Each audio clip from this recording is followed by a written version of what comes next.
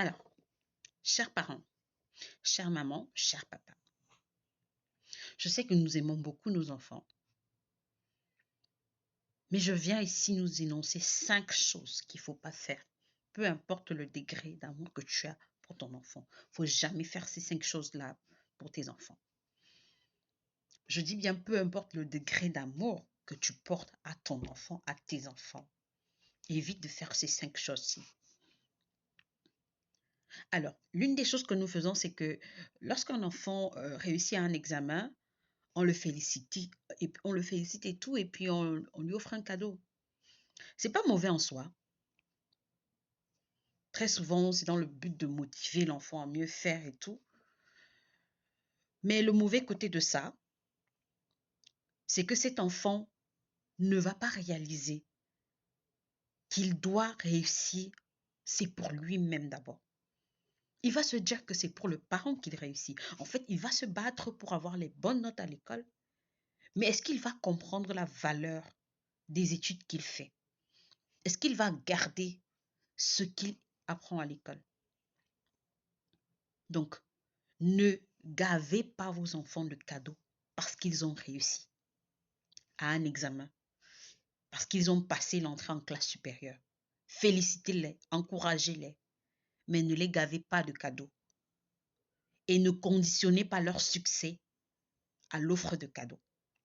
Ça, c'est la première chose. La deuxième chose que nous ne devons jamais faire avec nos enfants, c'est quoi? C'est conditionner leur service à un cadeau. C'est-à-dire, tu dis, bébé, fais-moi telle chose, je vais te donner tel cadeau. Tu t'attends à quoi? Tu es en train de lui apprendre la corruption. Tu es en train de lui apprendre la corruption. En fait, tu es en train de lui apprendre que rien ne doit être fait de façon désintéressée. Et puis après, on s'étonne qu'on a on a des gens qui ont de la corruption dans les germes. C'est nous-mêmes les parents qui leur inculquons ça. Ça, c'est des choses que moi-même, je ne savais pas avant, hein, mais on apprend tous les jours, chaque parent. Alors, la troisième des choses qu'il ne faut pas faire à ton enfant, ne lui refuse pas à manger en tant que punition. C'est-à-dire quand il a commis une bêtise, quelle que soit l'ampleur de la bêtise, punis-le comme tu veux, mais en fait, ne le prive pas de nourriture. Parce que quand tu fais ça, tu l'envoies chercher ailleurs.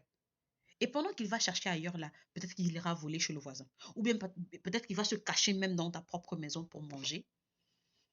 Et c'est comme ça qu'il apprend le vol. Et il finira par prendre goût à ça.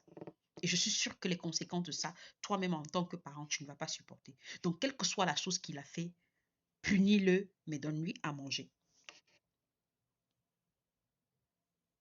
La quatrième chose, la quatrième erreur qu'il ne faut pas commettre,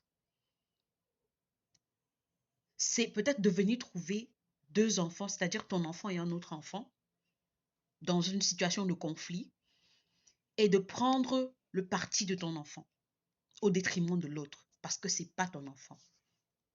Ça arrive très souvent. Oui, ça arrive très souvent. Mais nous devons arrêter cette attitude-là. Nous devons stopper ça parce qu'en fait, tu apprends l'enfant à ne pas faire face à ses responsabilités, à ne pas prendre sa part de responsabilité quand il y a un conflit. Si tu rencontres deux enfants qui ont un souci, cherche à comprendre ce qui se passe et mets chacun face à ses responsabilités et apprends-leur à mieux faire la prochaine fois. Ça va faire à ce que ton enfant retienne la leçon comme quoi je dois éviter telle chose la prochaine fois et ça va bâtir un adulte, ça va le préparer à devenir un adulte responsable qui fait face à ses erreurs et qui les assume pour tirer les leçons qu'il faut par rapport à l'avenir. Parce que comme on dit souvent, ce sont nos erreurs qui nous bâtissent.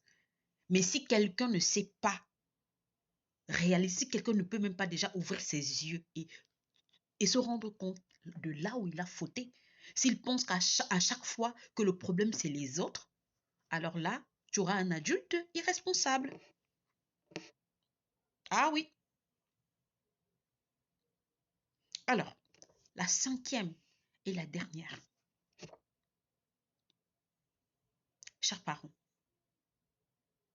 parents, ne traite pas ton enfant de tous les noms de chiens et de chats et d'oiseaux et de loups et de tout ce que tu peux imaginer parce que l'enfant a fauté.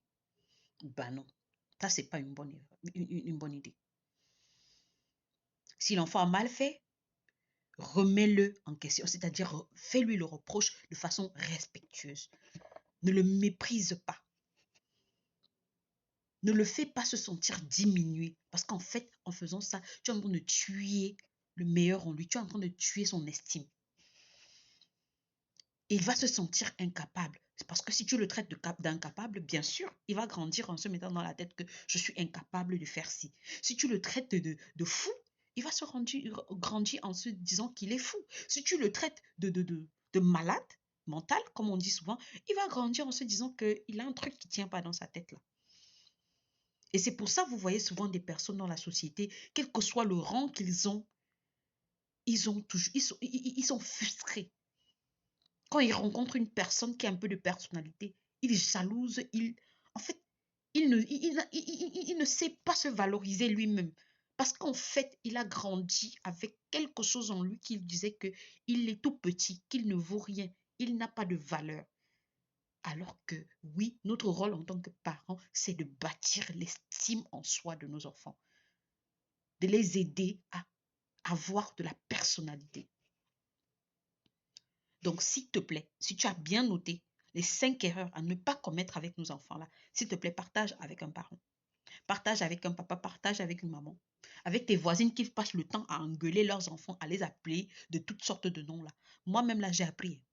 J'ai appris. J'ai pris sur la page de ma Chris. J'ai appris. Et je suis venue partager ça avec toi pour que toi aussi tu ne commettes pas les mêmes erreurs. Allez, à la prochaine vidéo.